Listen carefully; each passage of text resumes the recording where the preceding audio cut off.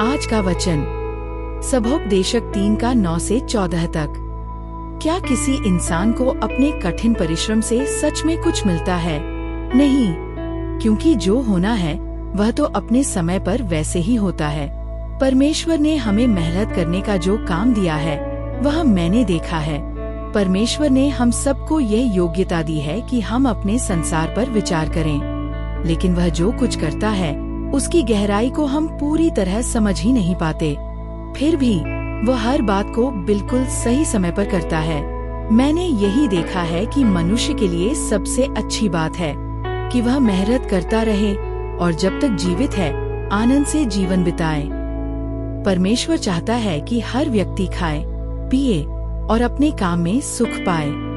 यह सब उसकी ओर से दिया हुआ उपहार है और मैं जानता हूँ जो कुछ भी परमेश्वर करता है वह स्थायी होता है।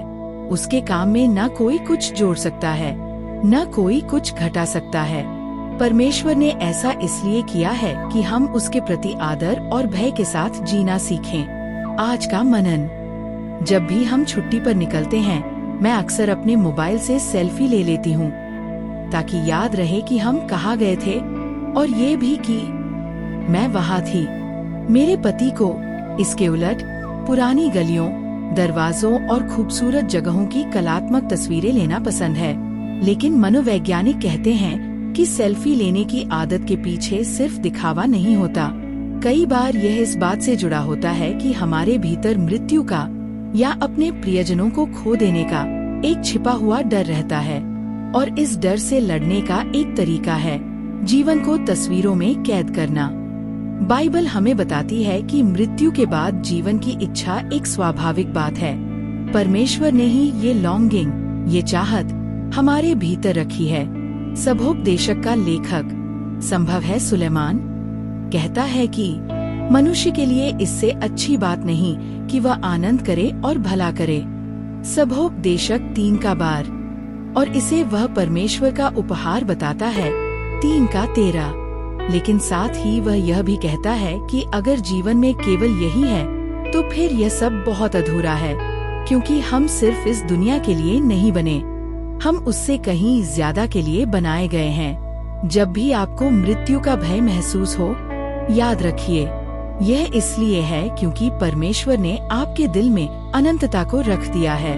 3 का 11 डर आखिरी शब्द नहीं है, परमेश्वर अनंत है। 3 का 14 और यीशु के द्वारा हम उसके साथ सदा रहने वाला जीवन पा सकते हैं। मनन और प्रार्थना। आज का चिंतन। आप इस दुनिया की अच्छी चीजों का आनंद लेते हुए भी कैसे याद रखते हैं कि जीवन इससे बड़ा है? मृत्यु के भय से निकलने में आपको क्या सबसे ज्यादा मदद देता है? प्रार्थना। हे सृष्टिकर्ता परमेश्वर, धन्यवाद कि तूने अनंतता को हमारे हृदय में रखा है। धन्यवाद कि मृत्यु के बाद भी तू हमें अपने साथ एक सिद्ध सुंदर संसार में जीवन देता है। हमें हर दिन तेरी शांति और तेरी उपस्थिति का अनुभव होता रहे। आमीन। आज की सीख। सभोपदेशक की पुस्तक बिल्कुल हमारे आज के समय जैसी महसूस होती है। लेखक जीवन की उलझनों, निराशाओं और खोखलेपन पर गहराई से सोचता है।